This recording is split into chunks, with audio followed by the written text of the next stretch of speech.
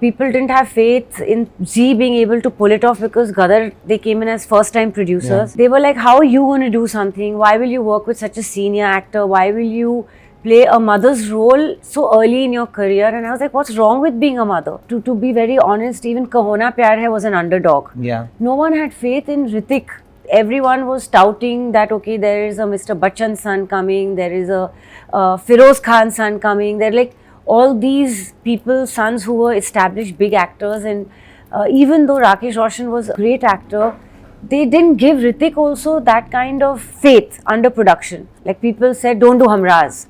Why will you, after being Sakina, want to play a money-minded girl who's, negative? Rakesh sir also was going through a lot because initially Kareena had signed the movie, she had started shooting and then she backed out, and then he was also in a lot of stress. Actually, she didn't back out. Mr. Rakesh Roshan, from what he told me, was that he asked her to leave the film. There were a lot of films that I did lose out on for not being part of camps and, part of all this. But had I belonged to the film fraternity, as in been born here, had a godfather, then even the films that didn't do well wouldn't have mattered because I would have time ahead still gotten the biggest films anyway.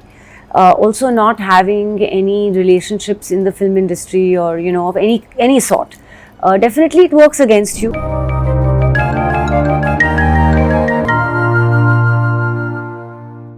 Well, many might call her bold and boisterous, but most respect her for her unabashed honesty. Sometimes the honesty doesn't work in her favor, but well, she doesn't care because she still chooses to be honest all her life. And right now, we are in company of Ameesha Patel, who has delivered once again as Sakina. And I have to tell you this. Of course, I've spoken to you over a message and while I was watching the movie. जब वो गाना आया, Urja Kale Kawa, and there were flashback scenes and you come back and you go back. I am telling you, it was like living my childhood again. I genuinely, and I'm not saying it for cameras, but I genuinely got emotional and almost teared up during that scene. So thank you for doing this. Welcome to Bollywood Bubble. Today we are going to talk about your journey because it's been extraordinary. How sweet.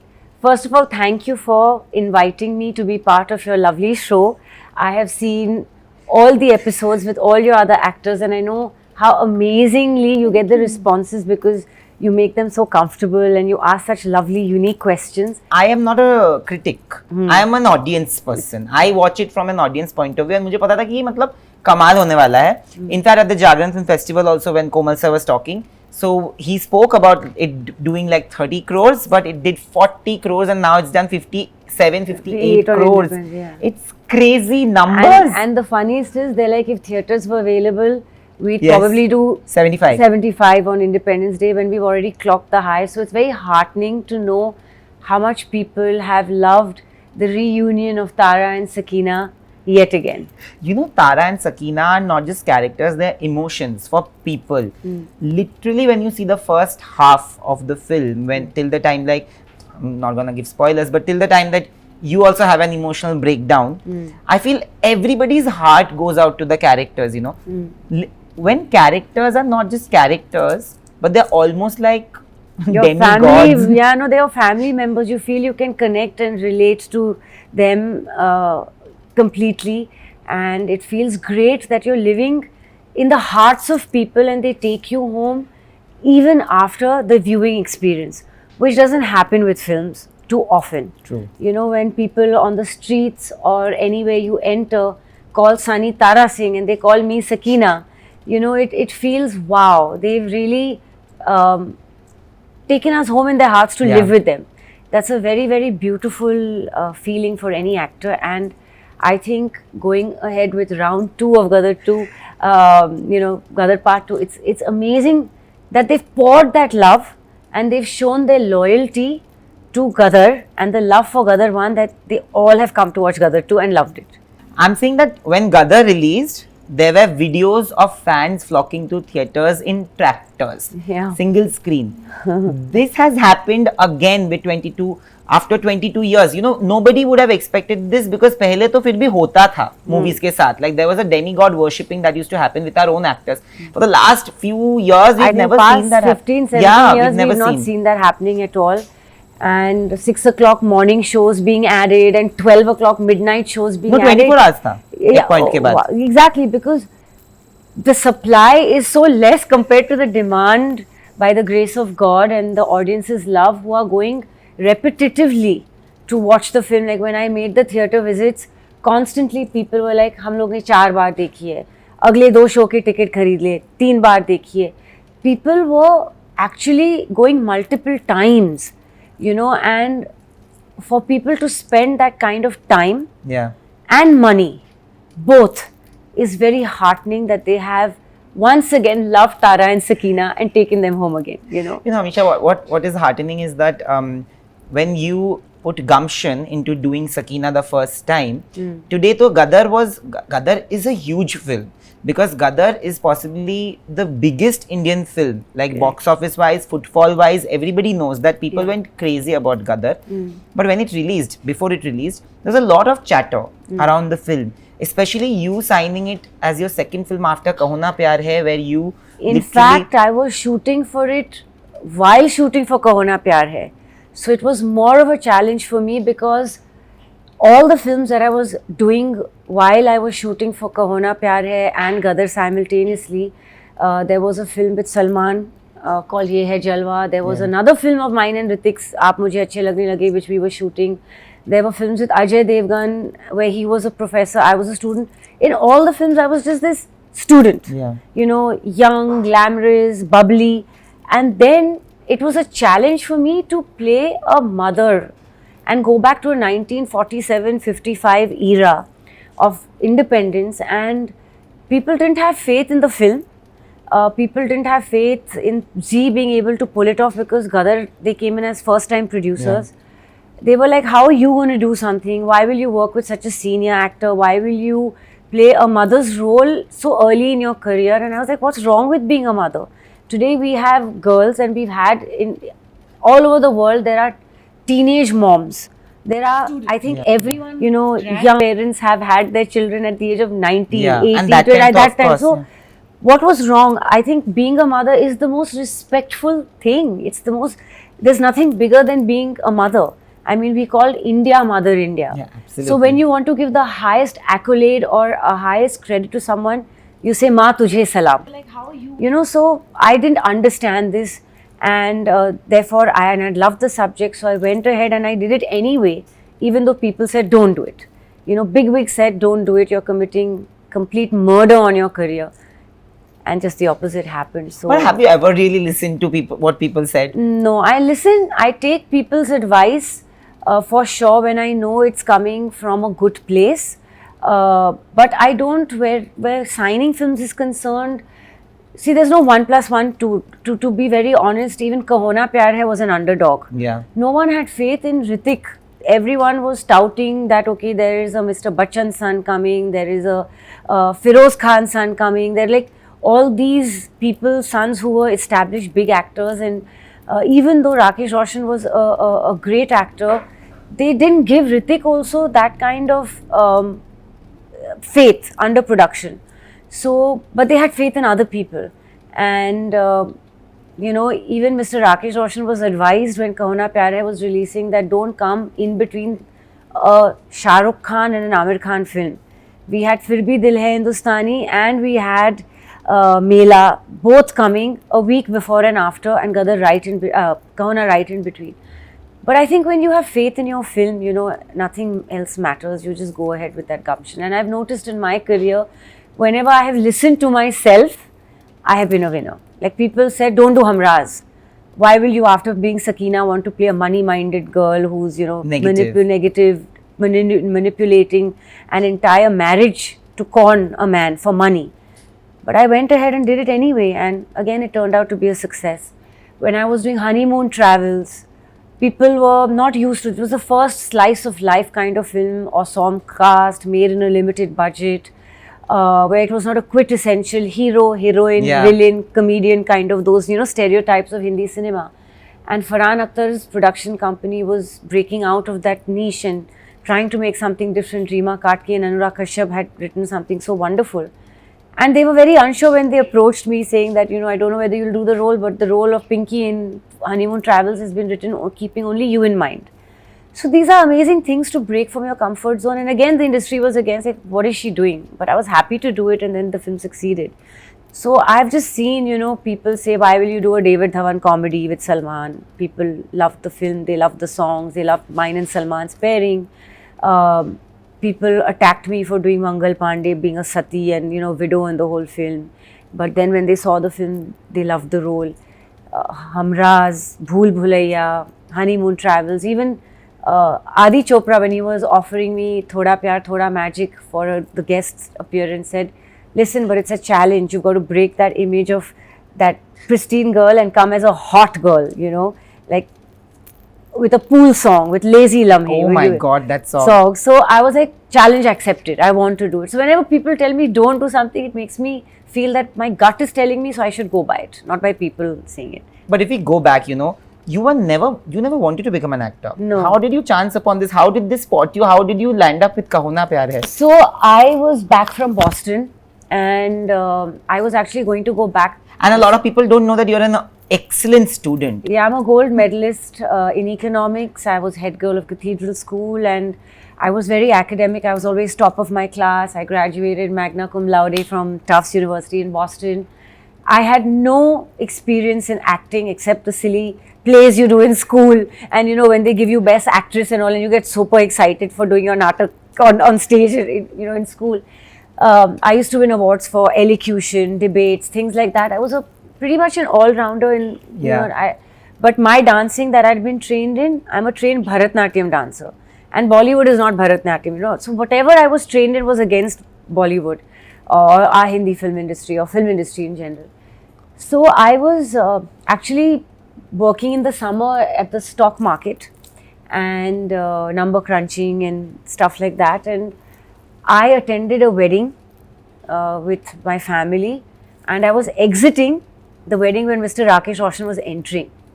And he just looked at me and he asked my family members. So they said, Ameesha, she's just graduated, come back, probably will go back again to study, and she's just a student or whatever. And he just said, And actually years before he had told my family that, jab Ameesha badi hogi, he had seen me dancing at a Sangeet. जब अमीशा बड़ी होगी तो मैं ज़रूर उसको ऋतिक के साथ launch करूँगा. And I was only 13, 14 years old. And my family was like, no, our girls don't enter film industry, and she's a brilliant student, she'll go abroad and study, and that's it, enjoying the family business. And I guess Rakesh Roshan then, after seeing me at the wedding, he called home, he invited me and my mother home for lunch, and he didn't tell me anything about the film. After lunch, over a cup of green tea, he said, so would you like to do films? And I was like, where is this coming from? He's like, no, I want to launch you with my son. And Hrithik I had seen after a gap of many years, and he'd metamorphosed into this Greek god from a lanky teenager that I knew him. And I walked into the room and I was like, wow, you look hot, and I started calling him Pierce, the first meeting that I had. And I didn't know that I had left for the washroom and Hrithik did this to his dad, that you found the girl. This I got to know after I signed the film. Believe it or not, when I asked Rakesh ji, I said, Rakesh uncle, when do we go on set? 6 months, right? He said, no, 3 days set khada hai. So I had virtually no training, no training at all. I had no clue how to face a camera. I just done a few ads, but ads, you don't shoot for days on end. Filmmaking is very different, dancing, choreography, hair, makeup. Like I had no clue. I just let myself loose and did whatever I thought was right. But I have to tell you this, that Sonia at that point was iconic. Yeah. To an extent where आज भी अपने दोस्तों के साथ जब मैं बैठता हूँ and I keep telling them कि थोड़ा हाथ दबा दो, थोड़ा ये कर दो, थोड़ा वो कर दो, then they'll look at me and they'll be like, तू क्या करेगा? And I'll always say, तुम्हारे हाथों से खाऊंगी. That island portion was just a laugh riot, everybody, when we were going for the shoot and Hrithik told me, you're going to steal the thunder in this section, the way the scenes are written and everything. I was like, I didn't know what filmmaking was. I was like, okay, whatever, whatever. Literally, that was my thing. But when I saw the film, and I was like, this Sonia is such a comic, she's a riot. Like she's a romantic fool here. She's stranded on an island where she doesn't know whether she's going to get food to eat, who's going to rescue her, and she's chilling. Yeah, she wants to do chupa chupi. She's in her own world. She lives in her own pink little bubble. And she's very happy with it, to a point where she actually tells Hrithik when they fall in love that I don't want to go back to the real world because she was naive. Yeah, I don't want to go innocent. back because he knew that difference in family would be a lot, and her father would be against this love story. So Sonia is just Sonia. Yeah, you just interviewed Bhavna, who's the Sonia. Who's also like this. तुम्हारे हाथों से खाऊंगी comes and it becomes Shivagami sometimes and sometimes Sonia from Kaho Naa So I'm Pyaar so Hai. happy that whether it's Sonia or Sakina, they're iconic characters, and people have copied them, loved them, joked with them. Abhi tak, laughed with them, cried with them. I think that's a brilliant, brilliant feeling for any actor to have, that people are miming their lines, making memes also, making TikToks also now, the new generation, and copying your clothes, things like that. Of course, it's amazing. When you said that 3 दिन में शुरू करना था movie, Rakesh sir also was going through a lot because initially Kareena had signed the movie, she had started shooting, and then she backed out, and then he was also in a lot of stress. Actually, she didn't back out. Mr. Rakesh Roshan, from what he told me, was that he asked her to leave the film because they were having differences. And in fact, Pinky auntie, Rakesh uncle's wife, Hrithik's mom, said, we were shocked. The set was ready, and how will you find a Sonia in 3 days, and crores of rupees on that set, and it'll have to be dismantled, and what will we do about the film? And it was Hrithik's debut, and everyone was really stressed. So Rakesh uncle told me, the day I saw you at the wedding, Pinky auntie actually told me this. She said that Rakesh did not sleep all night. He's like, I've got my Sonia, I've got my Sonia, I've got my Sonia, but now I hope she says yes. That was the whole feeling, and that's why when he told Hrithik and that tomorrow, someone's coming and she's going to be Sonia, I didn't know this pre-story had happened, that a sleepless night had happened, and the next day Hrithik, when I came, did that good choice kind of thing, which of course once I started the film and signed it, then they told me, you know. So I think destiny, there's, destiny says zyada cheez nahi hai life mein. I was meant to be, and I think Rakesh uncle always says, this girl paid attention to everything that I told her, taught her, and followed me to the T, and he always gives me the credit and praises and says, she was a blessing in disguise. So I guess I was just destined to be here. उसके बाद जब you did so many films, you've done a film with Salman sir, you've done a film with Amir sir. Done 2 films with Ajay, 2 films with Sanjay Dutt, worked 2 films with Akshay Kumar, worked with from Neil to Sunny to Akshay Khanna, Rahul Khanna, Sunil Shetty, Priyanka Chopra, Rani Mukherjee, Lara, John, everyone, Deepika, Race 2, like the whole cast. I've worked with everybody in the film industry. New boys, Jimmy Shergill with Mahesh Bhatt Saab, and under his production, and Aftab. I worked with everybody, and 2 films with Hrithik. So I feel very blessed that I've had this experience with such wonderful people, and it gave me an opportunity to learn so much from each one. And I think that in itself was a great education for me, who had no formal training in acting, who didn't hail from a film family. So I didn't grow up with films in my blood. In fact, I was not allowed to watch films. I had to study. Only once in a while I was rewarded with being allowed to watch a film. So that's how detached from the film industry I was. So yeah. But you've always stayed away from the usual norms of a heroine, because you've not partied much with people. You've never been part of camps. Sometimes you feel that because other people were busy doing PR that time, that you lost out on a lot of projects even though you were capable? Of course, a lot of projects were mine also and signed, but because, like you said, other people's activities, those projects which I had signed and blocked dates for also went away from me. I don't want to mention them. Some were blockbusters, some didn't do so well at the box office, both. So yes, there were a lot of films that I did lose out on for not being part of camps and part of all this, but some succeeded, some did not. But I guess this is me, and I would like to get the films I get on merit and not for any other reason.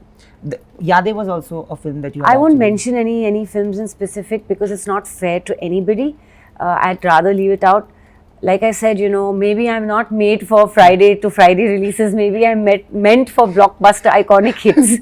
And sitting here proudly after Gadar 2's success, all that doesn't even matter anymore. But you know, Ameesha, especially when the time that you come from, heroines were always asked to fit a particular prototype, which is off screen.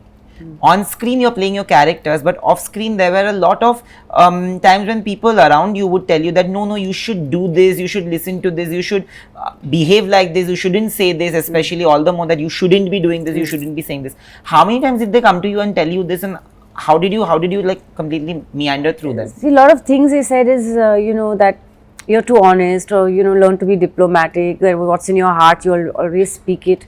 But that's me, I call a spade, what you see is what you get.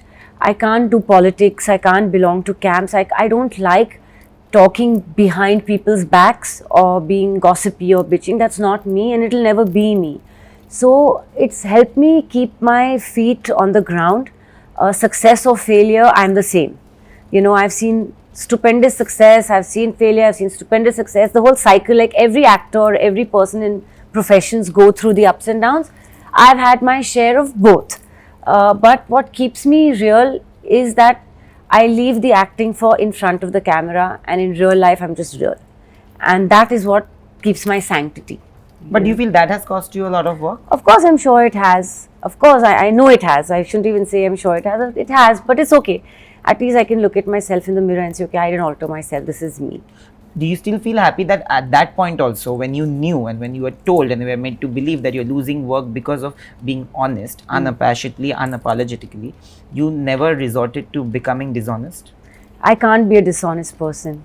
I just can't. Life is way bigger than just a film or two, or pleasing some people by being someone who you're not. And dishonesty doesn't just flow in my veins. My grandmother, my late grandmother, who was the most closest to me, and she passed away 11, 12 years ago, and she brought me up with the dictate saying that, Ameesha, the path of honesty is a tough path, but ultimately you win. In the end, it's a surer path, so don't waver from it. And that's stuck in my head. It's the principles of which I have been brought up. There was a point of time when you were doing the biggest films with the biggest actors, like you mentioned, but some of them didn't work at the box office. And unfortunately, there was a point where if a film didn't work, the heroine was massively targeted at that point in the news as well. Actually, I don't think all heroines were targeted. I think the ones that didn't come from a film family, from outside, because we didn't get any support from outside. So the film people that belong to the industry, who've grown up here, will always have an edge. It's a fact, over people who come from outside and make it, or are attempting to make it in the film industry. So yeah, had I belonged to the film fraternity, as in been born here, had a godfather, then even the films that didn't do well wouldn't have mattered, because I would have time and time ahead still gotten the biggest films anyway. Also, not having any relationships in the film industry, or of any sort, definitely it works against you, but that's fine. Like I said, maybe I'm just meant for blockbuster iconic hits. I have interviewed a few heroines from that era where they were not part of film families, like you rightly mentioned. So when I speak to them, some of the actresses have also said that they have gotten to know that they got replaced in the movie like 3 days before or overnight, because the hero wanted the hero's girlfriend to be paired opposite him. Has that ever happened to you? I'll just say lots of replacements for various reasons have happened. I won't be specific and put anyone or anything down.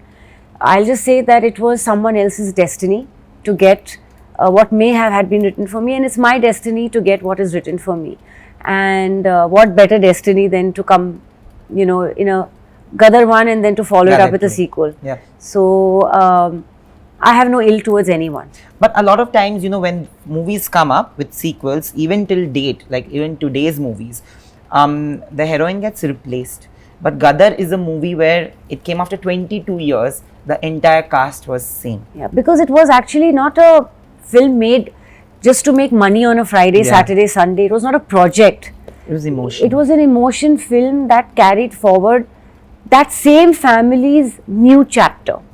And not anybody could have been replaced. Not our Taiji, not Sunny's family, not my family members who are alive in Pakistan. No one could have been replaced. And so much so that even they have beautifully incorporated them. and even the writer was not replaced, the DOP was not replaced, the technicians are the same. So this film truly was made to make a good film and not just for the heck of making a sequel to a very successful film. And I think because it came from the heart for the right reasons is the reason it's translated into such box office numbers and love. Yeah. It was not a project. Yeah. It was a film.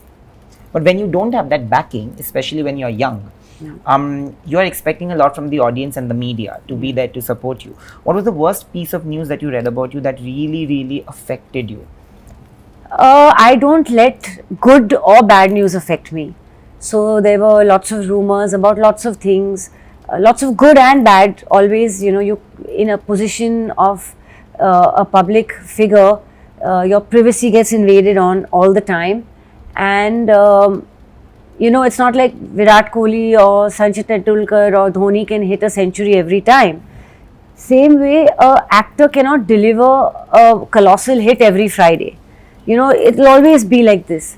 So I never take the hit seriously, I never take the failure seriously. I just learn from the experiences, and that keeps me completely calm. I'm like, okay, now way forward. But it's never affected you. No, you feel bad that your films don't work because forget as an actor the work we've put in, so much love and affection has gone in by every member in that film unit.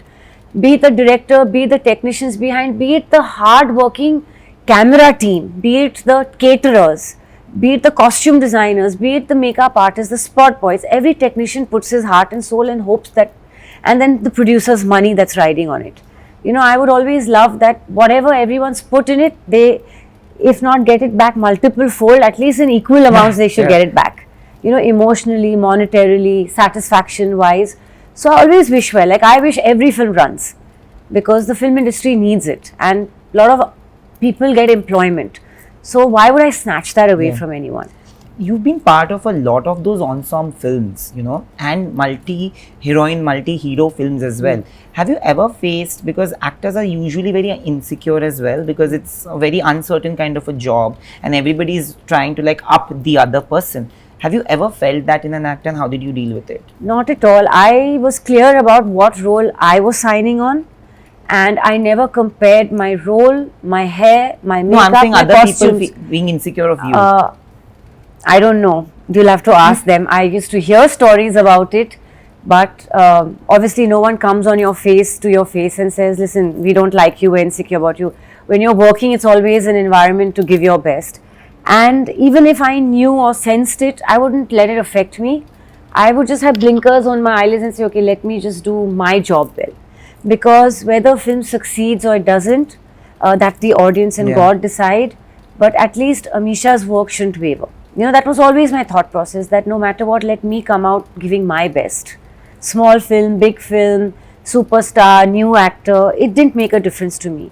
I gave it my best, irrespective. But there were comments made at you at public platforms as well by your contemporaries. Did that ever get to you? No, in fact, couple of comments when the people interviewing those colleagues asked me that what would your response be. I said I have no response because like I said, I cannot bitch, I cannot gossip, and I can't pull anyone down to make myself higher. I don't think by pulling people down you become higher. I feel that's the wrong way. You have to get to be loved by people because of your own merit, not by tearing someone else's work down or tearing someone else down. You should let the love of your audiences and your own work show whether you're worthy or not. Have you ever not been paid for, not received payment for the work that you've done? No, I've normally received it all, and if the films had sometimes when the films did not work and the producers have sweetly come to me and said, please waive your fee, the certain balances that are left, our film has not worked at the box office, we're in losses, I have let the fees go because I think it's very important to understand another person's position. So it was not a forced, no one forced me to give up my remuneration. I have done it out of pure respect for my producers upon their request, because I've understood I understand what it means to be in that position, when you're so honest, there was a recent thing that you said about OTT platforms. Do you feel that a little bit of misrepresentation of that comment happened? And correct. What would you like to tell people who actually today hate is so easy Yeah. to just spread. Actually, more than hate, it is misunderstanding. Yeah. What I said was that people are looking for a wholesome family entertainer, be it on the big screen or be it on OTT or be it on satellite TV, on a cable Yeah. TV. Because parents fear that seeing a lot of abusive language, rape, drugs, alcohol, all this which is not censored on OTT, which, you know, films still have a lot of censorship, but OTT doesn't. And the parents are concerned about the influence that these kind of dark serials could have on the youth. Yeah. And we just need to strike a balance. We need to give them that as well, that's equally important. And we need to also give them shows, movies, etc., which has a lot of family values, traditions, so that people don't feel the world is only made up of negativity. They need to know the world is also a beautiful place, and with good music, good looking people, family values, festivals being enjoyed, bonding, friendship, love, all these things need to be there and not just go on one track of just crime, corruption, drug abuse. Yeah, but there was the LGBTQ plus community. that was I in included. fact said that I am not at all, I'm not homophobic to begin with. I respect everyone's sexuality. I mean, why would I? My best friends have all got different kinds of, you know, sexuality in them, and I think we need to, in fact, give them the respect And be more inclusive. and be yeah. more inclusive. In fact, I feel that the LGBT, they need to be included in the fashion world. They need to be given chances to be showstoppers, models, actors, not look down upon them, you know, and not use it as a negative thing. True. In any platform. Like, don't make a joke out of them. That's what I'm against. Don't make a joke out of anyone's feelings. That's not right. I'm not against them. I'm upset about them being made a laughing stock for someone's entertainment. That's not right. You have to, you have to respect their sentiments. Finally, you know, Gadar 2 has worked. I hope that you don't take 20 years to come up with a Gadar 3. Do you think that a Gadar 3 would also be like a right thing to do maybe in the coming years? I'm not saying immediately. And also, something that we keep discussing, which is Kaho Naa Pyaar Hai Part 2. Do you think that that should also happen now? Absolutely. Kaho Naa Pyaar Hai Part 2 should happen. People are saying Humraaz Part 2 should happen. Bhool Bhulaiya already they did, so I can't say, it should happen. But definitely, if the audience wants it and the producers, directors and actors can find scripts to have sequels that justifies a sequel, then go ahead and do it. If it's just for the heck of it and we're going to disappoint the audience, then don't do it. Then let the legacies of all the films remain intact. But Gadar 3? I want more of Sakina and you in Gadar 3. Sorry, what am I saying? Sakina and Tara in Gadar 3. Absolutely agree with you. In fact, this has been the general consensus, and the audience has also said this, that they want more of Tara and Sakina. But of course, in this part, if Sakina had to be the one going and getting caught in Pakistan, it would look too similar to Gadar 1. Yeah. So Sunny and I both had to step back from being selfish about wanting to be more with each other. He had to not be there for a considerable amount of the first half for Sakina's presence and emotions to take over. And then he had to be there in the second half for his actions, sequences to take over. So we stepped back from being selfish and we gave the script the priority.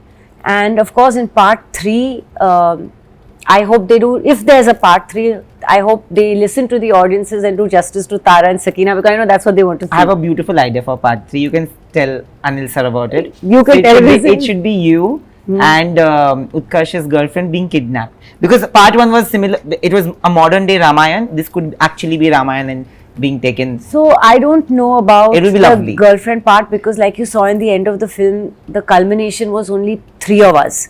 So I don't know how much we're carrying forward, or they will carry forward that whole sentiment, because Sakina doesn't, and Tara haven't officially, accepted her as a bahu or anything. Gadar is a family of Tara, Sakina and then Jeete, a byproduct of their love. So it will always be the family story, but let's see which way they take it. Or maybe Sunny sir is gets stuck in Sunny Pakistan and then you can go save Sunny has to him be the this savior, time. but Sakina can be decently Jhansi Rani. But thank you so much, Ameesha. Thank you for being you. because it's difficult to find actors, especially in the business, who aren't caged anymore.